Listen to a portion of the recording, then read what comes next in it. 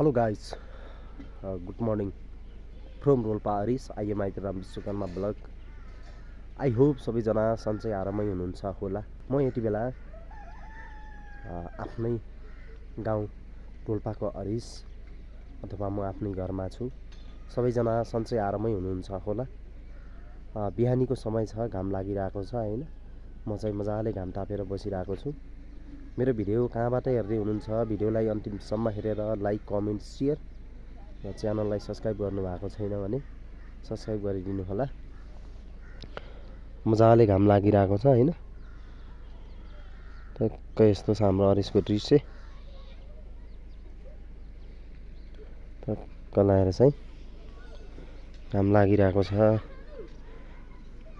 मुक्टे बल्ल उठिस के हो? हैं? हैं? हाय मुक्टे स्कुल छ कि छैन? कति गते? 6 गते खुल्छ। ल ठिक छ। कतिमा 50?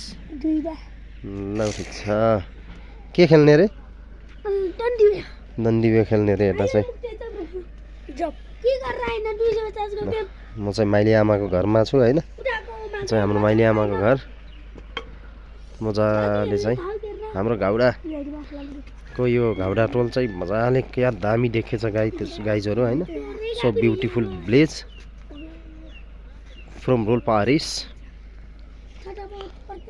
कलाएर यता भित्र म प्रवेश गर्दैछु। हाम्रो माइली आमालाई के गर्दै हुनुहुन्छ? ओहो धुवा छ त माइली आमा। के बनाउनु लाग्नु भयो? अर्गानिक आलुको तरकारी हैन। आराम हुनुहुन्छ? माघे संक्रान्ति कस्तो मनाउनु भयो? कस्तो भयो? एकदम ठीक मनाइम। माइत जानु हो? माइत गइन जेठो असिने गएर आथे, कुइनको जान पर्ला। टाढाको एक दिन बस्न परेको, नजिक आउने हुन्न, घरकोले गन्छ र घरको समस्या हेर्न परेको। ल मिठो पकाउनुस् है। आज चाहिँ आलुको तरकारी खानी। अर्गानिक चुलोमा चाहिँ हामीले खाना बनाउँछौँ गाइजहरु हैन। यहाँ त दाउरा देख्न सक्नुहुन्छ। यो चाहिँ हाम्रो पाठी। ल जाँड खानै भाइ आम। हाम्रो माइली आमाले चाहिँ जाँड पकाएर राख्नु भएको छ ड्रममा। के गरे माइली आमा? कोडोको हो? कहाँबाट ल्याउनु भयो कोडो? नम्जाबाट? ल ठिक छ। ल मिठो पकाउनुस् है। धुवा छ गाइजहरु, बस्न सकिन्न है। यस्तो छ हालत धुवाले। है आँसु आयो। ल साबुन ल्याइदे जा जा जा।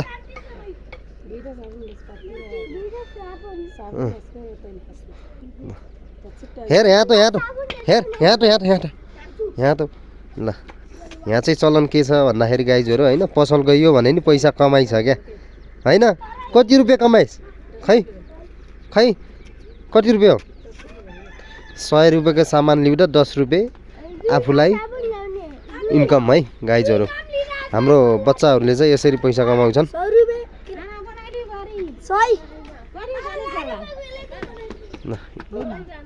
यहाँ चाहिँ डन्डी बियो खेलिरहन् हैन। हामी पनि सानो छँदा यसरी डन्डी बियो खेल्थ्यौँ। उसले चाहिँ उल्टेरी हान्यो, लागेन रे। मुक्टेको कति भयो? वाह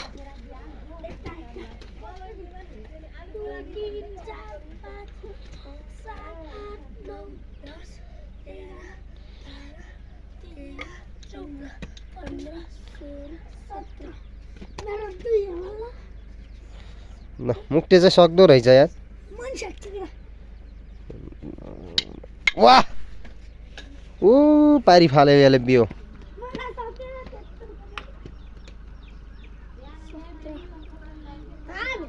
हान 5 पुरायो। ओ लाग्यो।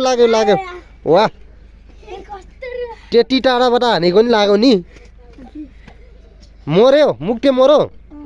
ल अब चाहिँ यसको पालो छ।